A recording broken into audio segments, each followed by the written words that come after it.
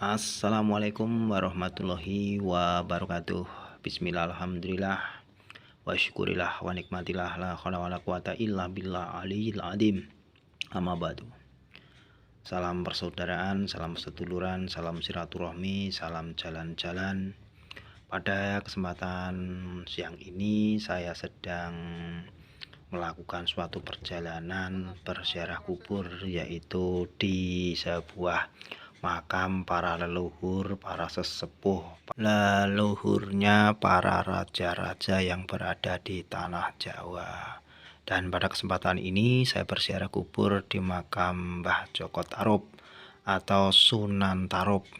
Konon menurut kabar ceritanya Sunan Tarub atau Jaka Tarub menikah dengan Dewi Nawang Wulan, seorang bidadari dari Kayangan.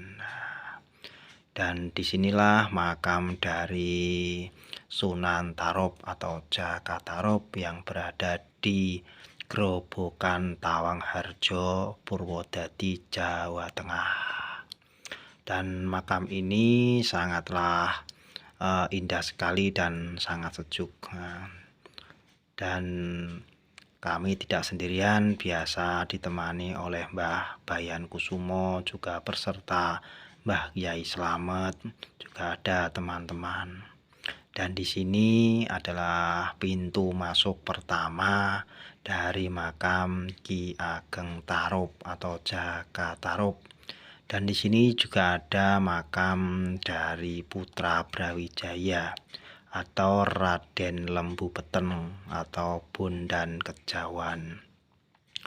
Nah, di sini adalah suatu saksi atau bukti makam-makam para leluhurnya para raja-raja. Ya, termasuk juga leluhurnya Raja Mataram, yaitu Danang Sutawijaya. Dan dari pintu pertama, yaitu di sini saya berkunjung atau bertawasul sejenak kepada Raden Bondan Kejawan atau Lembu Beteng. Inilah makam dari Raden Bondan Kejawan. Dan Mbah Raden Bondan Kejawan ini menikah dengan putranya atau putrinya Ki Ageng Tarub yang melahirkan, yaitu Ki Getas Pandawa, juga melahirkan Ki Ageng Selo, juga melahirkan Ki Ageng Henis, dan melahirkan Ki Ageng Pamanahan, dan melahirkan Ki Ageng Danang Sutawijaya atau Raja pertama Mataram. Dan pada pintu kedua ini saya langsung di suatu menuju makam. Dan di sebelahnya makam itu ada pohon yang sangat besar sekali. Adalah suatu bukti bahwa ceritanya atau kisahnya Ki Ageng Tarub ini sangat besar dan sangat panjang. Dan disinilah tempat bangsalnya atau tempat peristirahatan. Dan ini tempat makamnya hampir menyerupai masjid ya kalau dilihat dari luar. Dan inilah bukti dari sebesarnya atau tuanya sebuah cerita ya, yaitu ada sebuah pohon yang sangat besar juga sangat keramat. Dan makam ini di dekat sungai ya, dekat sungai. Dan mungkin bila nanti teman-teman saudaraku berkunjung kemari bisa bertanya-tanya langsung kepada Bapak Juru Kuncina tentang silsilah atau kisah-kisah dari Ki Ageng Tarub ini. Menurut kisah ceritanya, Ki Ageng Tarub ini masih seera dengan Mbah Syekh Jumadil Kubro yang berada di Trowulan.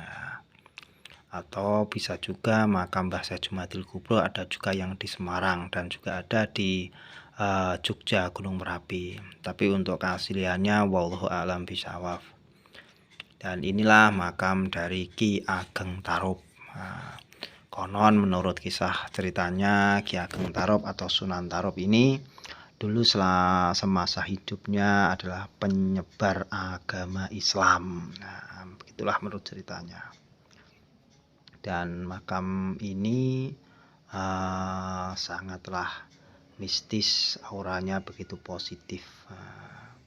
Mungkin banyak juga para bangsawan, para pembesar-pembesar, para bupati-bupati atau para santri-santri berkunjung kemari untuk berdoa, tawasul, dan mendoakan beliau.